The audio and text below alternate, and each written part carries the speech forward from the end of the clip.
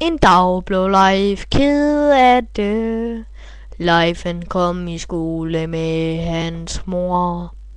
Efter hans mor var taget hjem, så skete der det, at hans bukser, de blev brune bagpå, så han var pinlig resten af et dag.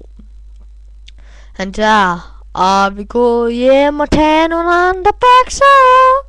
Og i skole der hun sagde, nej, det er skoletid. Man skal altid være her i skoletiden.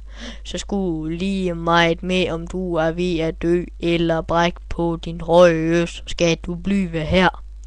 Så sagde han, jeg kan ikke se det her med lort i bukser.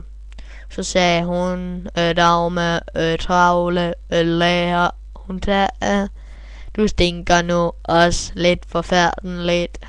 Så sagde Leif her, Leif han sagde, du stinker som en gammel fra Afrika.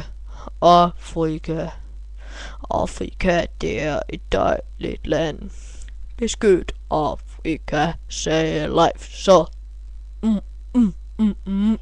Farvel.